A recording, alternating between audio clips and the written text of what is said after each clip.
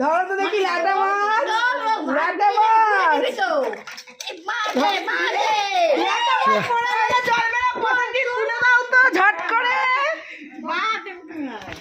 কাঁটাটা তারপর বৌদির মাথায় মারবে, দাঁড়াও না।